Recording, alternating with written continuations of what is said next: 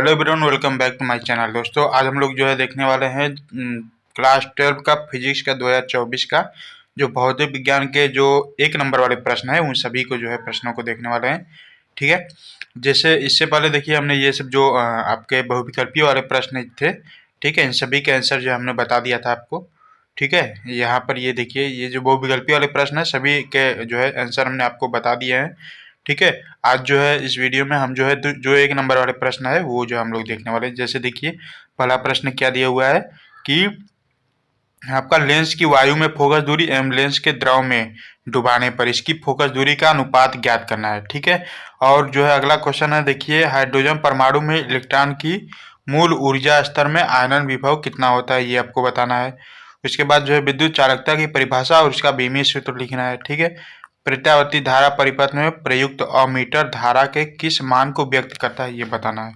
ठीक है, फिर उसके बाद देखिए नेक्स्ट क्वेश्चन है आपका कि होल पर कितना आवेश होता है। जैसे इलेक्ट्रॉन होता है ना, इलेक्ट्रॉन पर जो आवेश होता है जो उसी तरीके से जो है होल एक होता है, उस पर कितना आवेश है। पीएन संधि डायोड का परिपथ संकेत बनाना है। ठीक है, रेडियो तरंगों एवं सूक्ष्म तरंगों में किसकी आवृत्ति अधिक होती है, ये आपको जो है बताना है। ठीक है, तो इन सभी प्रश्नों के आंसर आपको देखने को मिलेगा इस वीडियो में। तो देखिए सबसे पहला प्रश्न क्या है कि लेंस की वायु में फोकस दूरी और लेंस के द्रव में डुबाने पर उसकी फोकस दूरी का अनुपात ज्ञात करना है। ठीक है, तो सबसे पहले हम जो है लेंस की वायु में जो फोकस दूरी होती है उसका फार्मूला लिखेंगे, और फिर जो है लेंस की द्रव में फोकस दूरी जो होती है उसका फार्मूला लिखेंगे, और दोनों को जो है डिवाइड कर देंगे, यानी कि बटा में कर देंगे, तो इसका जो अनुपात है वो हमें मिल जाएगा। ठीक है, तो यहाँ पर देखिए ये जो है वायु में लेंस की फोकस दूरी का जो समीकरण है वो देखिए ये है 1/f1 बराबर n1 माइनस एन ए। ठीक है, 1/r1 माइनस 1/r2। ठीक है, f1 क्या है तो वायु में लेंस की फोकस दूरी है, n1 जो है लेंस का अपवर्तनांक है, और n ए जो है वायु में वायु का अपवर्तनांक है। ठीक है, जो कि लगभग 1 होता है, और r1 r2 जो है लेंस की सतहों की वक्रता त्रिज्याएं हैं। ठीक है, ये जो है आपका वायु में लेंस की फोकस दूरी हो गया। ठीक है, उसके बाद देखिए नीचे आएंगे तो ये जो है आपका द्रव में लेंस की फोकस दूरी हो गया। ठीक है, f1 f2 का मान जो है दिया हुआ है यहाँ पर क्या है। ठीक है, और दोनों का अनुपात जो है पूछा गया है कि दो फोकस दूरियों का अनुपात इनके क्या होगा। ठीक है, तो यहाँ पर लिखिए फोकस दूरी का अनुपात f2 का में जो है f1 से डिवाइड करेंगे तो आपका जो है ये आ जाएगा n1 minus N A upon n1 minus N M. ठीक है, ये जो है आपका अनुपात आ जाएगा। ठीक है, f2 ऊपर रखेंगे। ठीक है, f2 ऊपर कैसे आएगा, यानी कि जो है अगर देखिए ये ऊपर वाला जो है आपका ये जो है समीकरण नंबर 1 कर देंगे। ठीक है, और ये जो है समीकरण नंबर 2 कर देंगे। ठीक है, और समीकरण 1 में 2 से समीकरण 2 से भाग देने पर, ठीक है, भाग देने पर जब इसको डिवाइड करेंगे, ठीक है, यानी कि 1/f1 बटे 1/f2 करेंगे। ठीक है, तो ये f2 वाला ऊपर चला जाएगा और f1 वाला जो है नीचे रह जाएगा। ठीक है, वैसे ही इसको जब रखेंगे ये तो देखिए 1/r1 माइनस 1/r2। ठीक है, ये इसमें भी है 1/r1 माइनस 1/r2, तो ये दोनों जो है कैंसिल हो जाएंगे।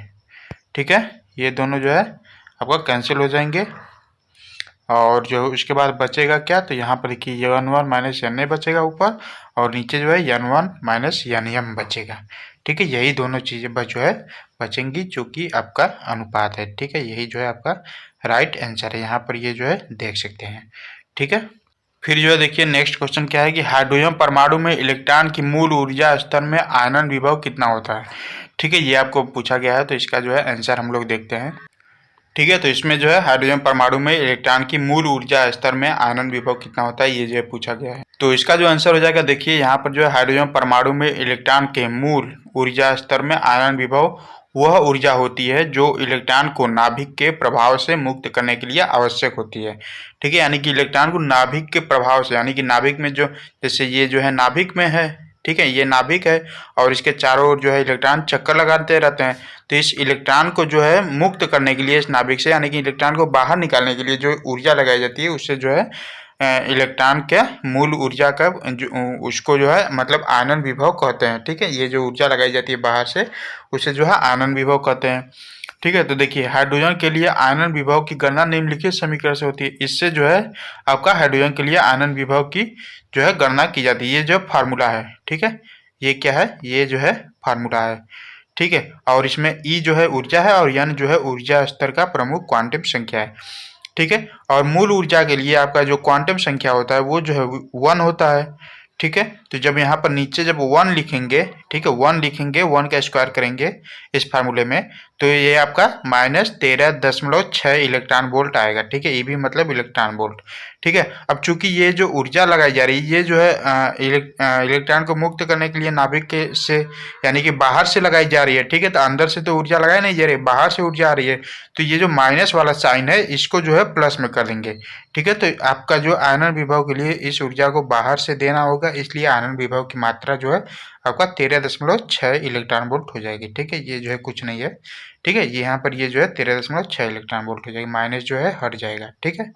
फिर उसके बाद देखिए नेक्स्ट क्वेश्चन क्या पूछा गया है हमसे कि विद्युत चालकता की परिभाषा और बीमीय सूत्र लिखिए, ठीक है। यानी कि विद्युत चालकता के जो है परिभाषा लिखना है, ठीक है, और उसका जो है बीमीय सूत्र। तो देखिए विद्युत चालकता की जो परिभाषा है वो क्या है, विद्युत चालकता किसी पदार्थ की वह क्षमता है जो उसके माध्यम से विद्युत धारा प्रवाहित करने में सहायक होती है। इसे सामग्री के इलेक्ट्रॉनों या आयनों के मूवमेंट की दक्षता के रूप में परिभाषित किया जा सकता है, ठीक है। यानी कि सीधा सीधा आप समझिए कि विद्युत चालकता किसी पदार्थ की वह क्षमता होती है जो उसके माध्यम से विद्युत धारा प्रवाहित करने में सहायक होती है, ठीक है। तो वही जो है विद्युत चालकता कहलाती है। या फिर आप ये भी लिख सकते हैं कि विद्युत चालकता का प्रतिलोम प्रतिरोधकता होता है, ठीक है। या फिर ये लिख सकते हैं कि प्रतिरोधकता का जो है प्रतिलोम को ही चालकता बोला जाता है, ठीक है। और ये इसका जो फार्मूला होता है वो देखिए होता है ये सिग्मा बराबर 1/ρ, ठीक है। और ये क्या है, ये आपका जो है सिग्मा जो है चालकता है, सॉरी सिग्मा जो है प्रतिरोधकता, सॉरी चालकता है, और ये जो है प्रतिरोधकता है, ठीक है। और इसका जो बीमीय सूत्र है वो देखिए कैसे आएगा। तो विद्युत चालकता के लिए एक फार्मूला होता है रो बराबर, ठीक है, रो बराबर RA/L, ठीक है। जब इसमें जब लिख रखेंगे, ठीक है, आप देखिए फार्मूला हमारा क्या है, सिग्मा बराबर, ठीक है, सिग्मा यहाँ पर देखिए फार्मूला क्या है, सिग्मा बराबर 1/ρ, ठीक है। और रो बराबर जो है RA/L है, ठीक है। तो रो का मान जो है RA/L रखेंगे तो 1/, ठीक है। यहाँ पर जो है आप लोग देख सकते हैं, देखिए सिग्मा बराबर जो है 1/ρ हो गया, ठीक है। रो बराबर RA/L है, ठीक है, तो 1/RA/L हो जाएगा, ठीक है। तो L जो है ऊपर चला जाएगा तो L/RA, ठीक है। अब इसका जो R का जो आपका वो जो है आपका बीमीय सूत्र होता है, देखिए L का जो है क्या होता है, देखिए L/RA है, ठीक है। इसको जो आप लोग ध्यान रखिएगा, ठीक है। यहाँ पर देखिए L बराबर RA है, ठीक है। तो ये जो है आपका हो जाएगा L बराबर सॉरी U बराबर RA/L है, ठीक है।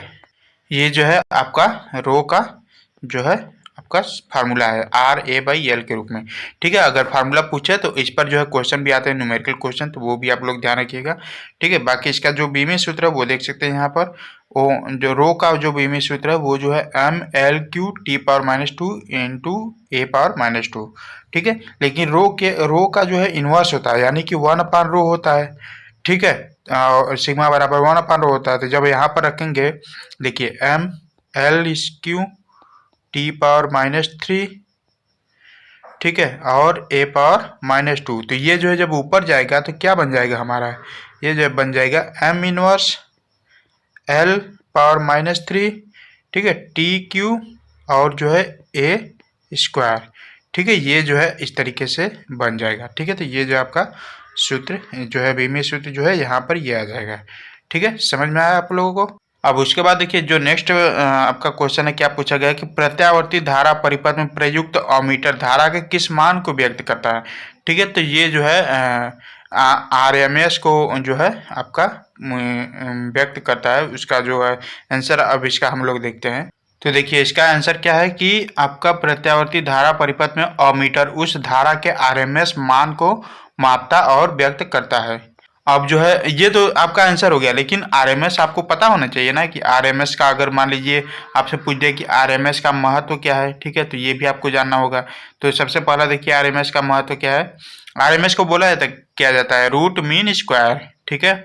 यानी कि आपका रूट मीन स्क्वायर वैल्यू इसको जो है बोला जाता है, आरएमएस वैल्यू जिसको शॉर्टकट में बोलते हैं।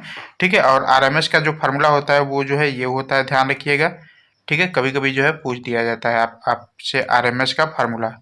ठीक है, ये जो है आपका फार्मूला है।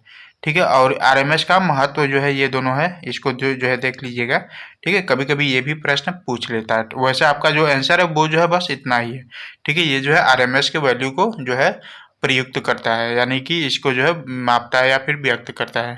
उसके बाद देखिए नेक्स्ट क्वेश्चन पूछा गया है कि होल पर कितना आवेश होता है और पीएन संधि डायोड का परिपथ संकेत बनाइए। ठीक है, तो होल पर कितना आवेश होता है ये पूछा, और जो है पीएन संधि डायोड का सांकेतिक चित्र बनाना है। तो यहाँ पर जो है देख सकते हैं आप लोग कि होल पर आवेश। ठीक है, होल वास्तव में एक धनात्मक आवेश का प्रतिनिधित्व करता है। होल अर्धचालक पदार्थ में एक शून्य स्थान होता है जहाँ इलेक्ट्रॉन अनुपस्थित होता है। ठीक है, अगर होल के बारे में आपको जानना है, मतलब कि उसके बारे में लिखना है, तो ये चीज़ें जो है आप लोग लिख सकते हैं कि भौतिक रूप से यह एक धनात्मक इकाई आवेश के बराबर होता है। ठीक है, और होल पर कितना चार्ज होता है, तो 1.6 × 10⁻⁻19 कूलाम। ठीक है, जितना इलेक्ट्रॉन पर चार्ज होता है उतना ही जो है होल पर भी चार्ज होता है। ठीक है, तो इसका राइट आंसर जो है ये है आपका, होल पर कितना चार्ज होता है ये जो है होता है। अब जो है पीएन संधि डायोड का चित्र देख लेते हैं। तो देखिए पीएन जंक्शन या फिर पीएन संधि डायोड का परिपथ संकेत, तो पीएन जंक्शन डायोड, ठीक है, जंक्शन को संधि भी बोला जाता है, तो पीएन संधि डायोड का परिपथ सांकेतिक संकेत निम्नलिखित है। एक त्रिकोण और सीधी रेखा मिलकर डायोड का प्रतीक करते हैं। ठीक है, यानी कि इस तरीके का जो है ये जो है होता है। ठीक है, और त्रिकोण का सिरा पी प्रकार को दर्शाता है, और सीधी रेखा जो है एन प्रकार यानी कि कैथोड को दर्शाती है। ठीक है, और इसका जो चित्र है वो देखिए कुछ इस तरीके का है। ठीक है, ये ऐसे सॉरी ये ऐसे नहीं है, ये जो है ऐसे है। ठीक है, और ये जो है कुछ इस तरीके से, इधर जो है एन है और इधर जो है पी है। ठीक है, पी प्रकार और एन प्रकार, पीएन संधि डायोड, और यहाँ पर जो है दो बिंदु हैं। ठीक है, कुछ इस तरीके से ये जो है चित्र है, इसको आप लोग जो है ध्यान रखिएगा। फिर देखिए नेक्स्ट क्वेश्चन क्या पूछा गया कि रेडियो तरंगों एवं सूक्ष्म तरंगों में किसकी आवृत्ति अधिक होती है। ठीक है, तो देखिए इसका जो सिंपल सा आंसर है कि सूक्ष्म तरंगों की आवृत्ति रेडियो तरंगों की तुलना में अधिक होती है, यानी कि सूक्ष्म तरंगे जो है अधिक जो है आपका रेडियो इसकी आवृत्ति जो है अधिक होती है। ठीक है, अगर आपको देखना हो कि कितना होता है तो ये जो है कुछ एडिशनल जानकारियां हैं, जैसे रेडियो तरंगे की जो है आवृत्ति जो है 3 किलोहर्ट्ज से 3000 गीगाहर्ट्ज के बीच होती है। ठीक है, और इसका जो तरंग दैर्ध्य है 1 मिलीमीटर से जो है 100 किलोमीटर तक होता है। ठीक है, और जो सूक्ष्म तरंगे है वो जो है 300 मेगाहर्ट्ज से जो है 300 गीगाहर्ट्ज के बीच होता है, और तरंग दैर्ध्य इसका जो है 1 मिलीमीटर से जो है 1 मीटर तक ही होता है। ठीक है, तो यानी कि जो रेडियो तरंगे हैं, ठीक है, और जो सूक्ष्म तरंगे हैं, ठीक है, सूक्ष्म तरंगों की आवृत्ति जो है अधिक होती है। यहाँ पर देखिए किलो हर्ट्स है, लेकिन यहाँ पर जो है आपका मेगा हर्ट्स है। ठीक है, ये गीगा हर्ट्स तो ये तो जो है बराबर ही है, लेकिन यहाँ पर जो किलो हर्ट्स है और यहाँ पर जो है मेगा हर्ट्स है।